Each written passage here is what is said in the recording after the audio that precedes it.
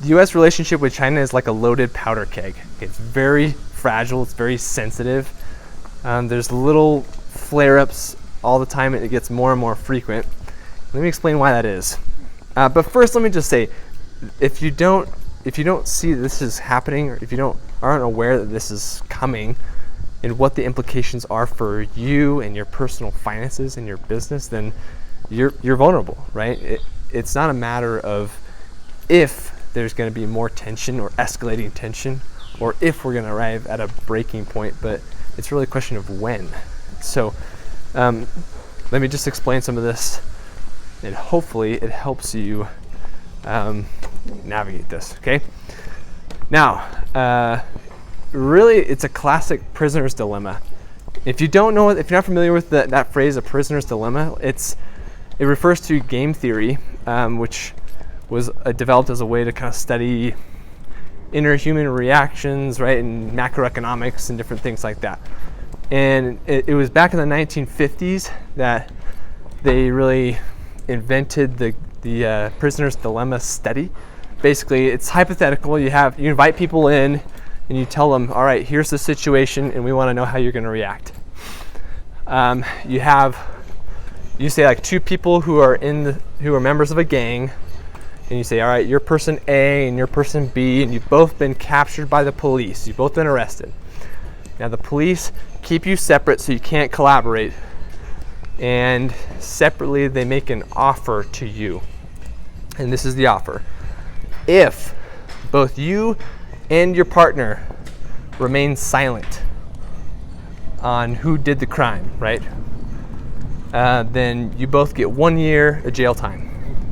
And sorry, I'm walking through these streets in Mexico. I love these cobblestone streets, by the way, it's so cool. Okay, so if you both remain silent and you don't rat anyone out, you both get 1 year of jail time. If person A rats out person B and person B remains silent, then person B gets 3 years jail time and person A gets off scot-free. If person B rats out person A and person A remains silent, then person A gets 3 years jail time, person B gets off scot-free. If both of you rat each other out, then you both get 2 years jail time. Okay, so that's the situation. And so, time and again, when people act as self-interested individuals, they realize that the best outcome for them is to rat their buddy out. Because at worst, he rats you out too, and you both get 2 years. And at best, that sucker remains silent, right? And you get off scot-free. Right? So you're looking at either 2 years or 0 years. Okay, but if you both rat each other out, then right, you still get a year, right? So anyway, that's in a nutshell what like the prisoner's dilemma is. So basically, you have an incentive to rat each other out, and if you like okay, so this was in a movie called Batman: The Dark Knight Rises, right? It's this intense scene. If you haven't seen the movie, you don't have to, right? If you just don't like the movie, then don't watch it. But I recommend you look it up on YouTube, this one scene. Just type in The Prisoner's Dilemma Batman. And you're going to see about like a 4 or 5 minute clip. And the Joker, there's two boats out in the bay. And one is full of innocent passengers. It's like a passenger ferry. And the other is full of convicts that were being transported from one jail to another. Okay, so it's like they're there with all their wardens and police and stuff. So you got those two boats. The Joker stops both boats and he says, all right, it's 11 o'clock at night. I want you to know that I put a bomb on both your boats, and I've given you each a detonator that goes to the other boat, right? So you can click the detonator and blow up the other boat. And so if one boat blows up the other boat, I'll let the the first boat off scot-free, right? You can live. If neither boat blows up the other, then I'm going to blow you both up at midnight. So you have 1 hour to decide.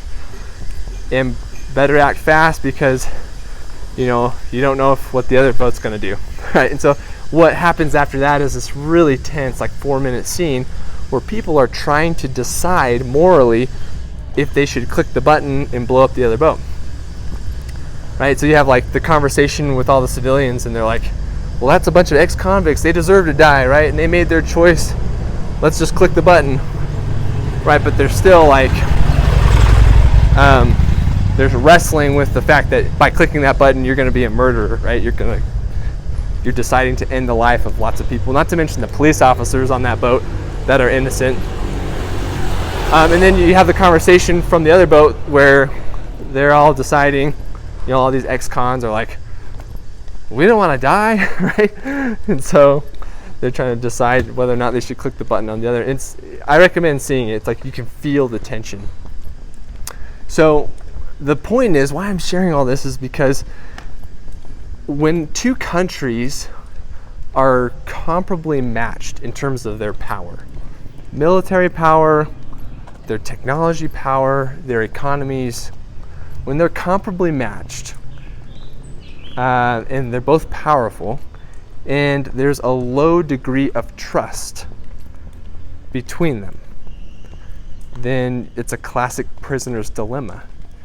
You don't have a lot of reason to believe that they aren't going to take advantage of you, right? It's this whole kill or be killed type of mentality. You don't you have the choice to both play nice with each other, but you don't know if you play nice and the other person plays dirty, that leaves you out, right?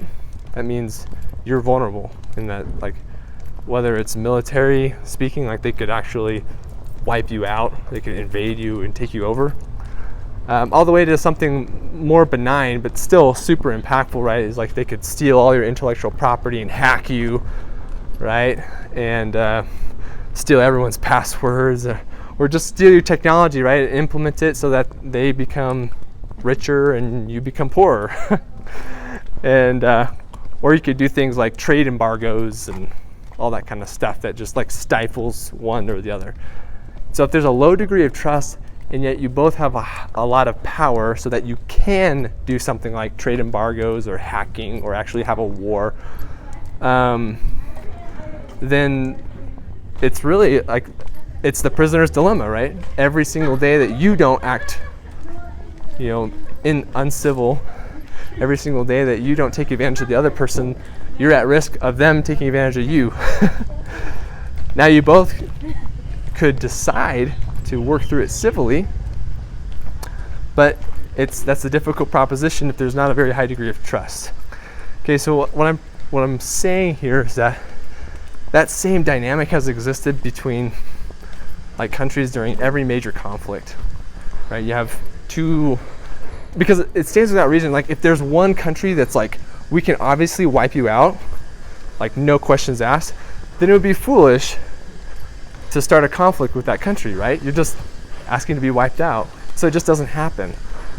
But whenever conflict exists, it's because inherently they know, hey, we can pull our weight, we can mess with you. If you mess with us, we can mess with you back. So that's what's happening here. The United States, for a long time, towered over every other country, including China. In recent years, it's not so, right?